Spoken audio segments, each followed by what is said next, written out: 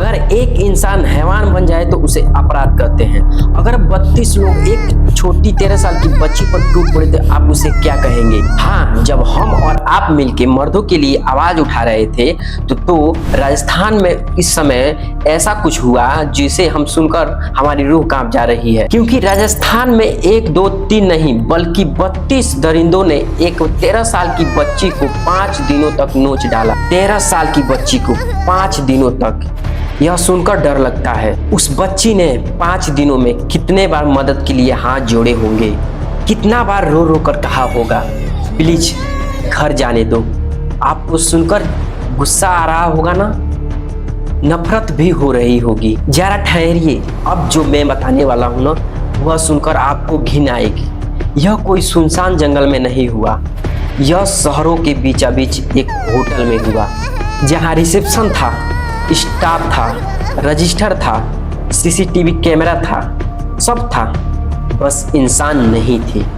जिस रिक्शे वालों को उस छोटी बच्ची ने भैया प्लीज घर तक छोड़ देंगे यह कहकर बैठने की रिक्वेस्ट की थी, उस रिक्शे वाले ने उसे किडनैप कर बेच दिया। और खरीदने वाला कोई भूखा नंगा शराबी और अपराधी नहीं, बल्कि होटल के मालिक, मैनेजर, पढ़े लिखे कहलाने वाले लोग उस बच्ची को 5 दिनों तक एक होटल से दूसरे होटल तक घुमाते रहे। वह चिल्लाती रही प्लीज भैया छोड़ दीजिए। जब दर्द बढ़ने लगता उसके मुंह में शराब डाल देते, 13 साल की बच्ची को शराब पिलाते ताकि उसकी चीखें कमरे से बाहर ना जाए। सबसे बड़ी बात जानते हैं क्या?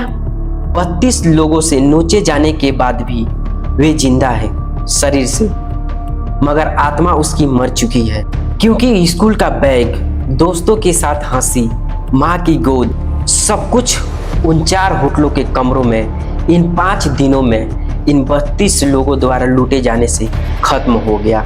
और सबसे दुखद जानते हैं क्या है? हमारा और आपका रवैया, क्योंकि हम वे देश हैं जो क्रिकेट मैच जीतने पर सड़कों पर आ जाते हैं, क्योंकि हमारी देश की एक 13 साल की बच्ची 5 दिनों तक होटलों में बिकती रही और हमारे शहर की नींद नहीं टूटी।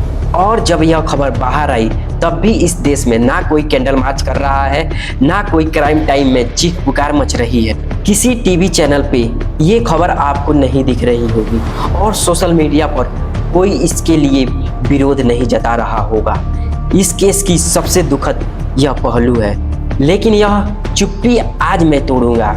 राजस्थान के श्री गंगानगर में जो कुछ हुआ वे आपकी और हमारी बहन बेटी के साथ भी हो सकता है, और इसलिए इस विषय पर शोर मचाना जरूरी है, सवाल उठाना जरूरी है, और तो और विरोध जताना भी जरूरी है, और सरकार को जगाना भी जरूरी है।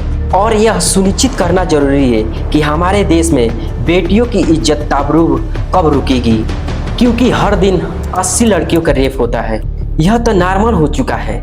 महिला अपराध केसेस की बात किया जाए वो तो लाखों में है, और उसी में से एक जो 18 जून की रात को हुआ था। नमस्कार, मैं हूँ श्याम मदन निषाद और यह खबर मुझे तकलीफ बहुत दे रही है। हाँ, तकलीफ। 18 जून रात 10:30 बजे श्री गंगानगर एक 13 साल की बच्ची को घर जाना था। उसने एक रिक्शा रुका और बैठ गई। उसी वक्त उसकी जिंदगी बिक गई। वह रिक्शा घर नहीं गया, वे रिक्शा वाला होटल गया और उस 13 साल की बच्ची की सौदा कर डाला। एक सांस लेती, धड़कती, रोती उस बच्ची की सौदा उस रिक्शे वाले की भी बच्ची होगी, उस होटल वाले की भी बेटी होगी, उस 32 दरिंदों की भी बहन बेटी होगी। जैसे कबाड़ बिकता है, उस छोटी बच्ची का इज्जत का रेट लगाया गया होगा, मोल भाव भी हुआ होगा, और उस बच्ची को कुछ नहीं पता कि उसके इज्जत का रिक्शा वाले ने सौदा कर रहा होगा, और वह इंतजार कर रही होगी कि रिक्शा वाले भैया अभी होटल के अंदर से बाहर आएंगे।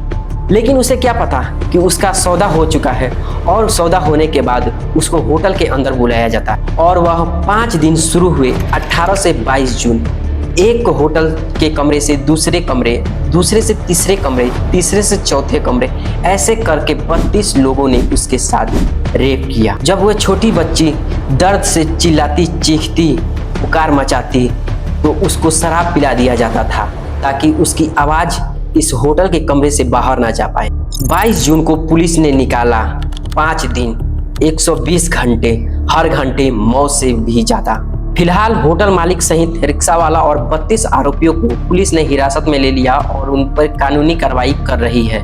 और मैं कहता हूँ इन पे कानूनी कार्रवाई नहीं, इनको डायरेक्ट फांसी होनी चाहिए ताकि देश में ऐसा कभी केस दूसरा न दिखे। और आपकी क्या राय है, आप चाहते हैं फांसी हो या नहीं, कमेंट में जरूर बताइए और इस वीडियो को ज़्यादा से ज़्यादा शेयर कर लीजिए। और आप इस चैनल पर नए हो और हमारी ताकत बढ़ाना चाहते हैं तो इस चैनल को सब्सक्राइब कर लें।